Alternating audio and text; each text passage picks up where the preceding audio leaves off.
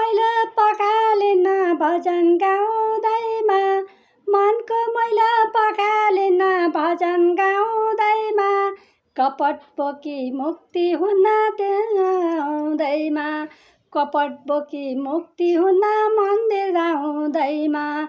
हुनुपर्छ मनदेखि निर्मल, कुवा पनि भइदिन्छन् गङ्गाजल। हुनुपर्छ मनदेखि निर्मल, कुवा पनि भइदिन्छन् गङ्गाजल।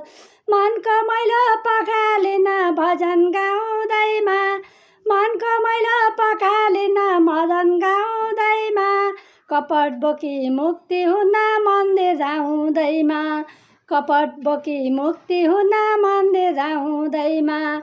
हुनुपर्छ मनदेखि निर्मल, कुवा पनि भइदिन्छन् गङ्गाजल।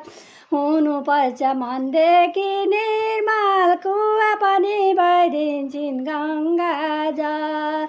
मनको मैला पखालिन मन्दिर आउँदैमा, मनको मैला पखालिन मन्दिर आउँदैमा, कपट बोकी मुक्ति हुन कीर्तन गाउँदैमा, कपट बोकी मुक्ति हुन कीर्तन गाउँदैमा।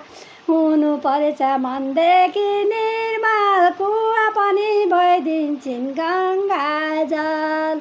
हुनुपर्छ मनदेखि निर्मल, कुवा पनि भइदिन्छन् गङ्गाजल, कुवा पनि भइदिन्छन् गङ्गाजल। मनको मैला पखालिन मन्दिर आउँदैमा, मनको मैला पखालिन मन्दिर आउँदैमा, कपट बोकी मुक्ति हुन कीर्तन गाउँदैमा, कपट बोकी मुक्ति हुन कीर्तन गाउँदैमा। आफ्नो घर गृहस्थीमा रही बसी गाउँ, मोठा मन्दिर कहिल्यै पनि नबजाउँ।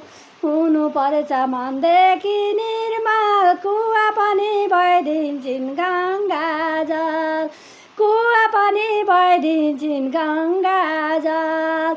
सन्तानलाई रुवाएर कहिल्यै मुक्ति हुन्न, सन्तानलाई रुवाएर कहिल्यै मुक्ति हुन्न। वृद्ध भजन कीर्तन गाउँदैमा केही पाइँदैन, भजन कीर्तन गाउँदैमा केही पाइँदैन।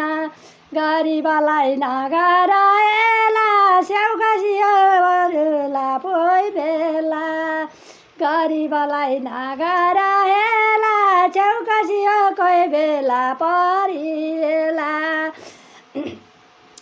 धन सम्पत्ति भन्ने कुरा संसारको रीत, धन सम्पत्ति भन्ने कुरा संसारको सिरित, माया मोह भन्ने कुरा हुन्छ संसारसित, माया मोह भन्ने कुरा हुन्छ संसारसित।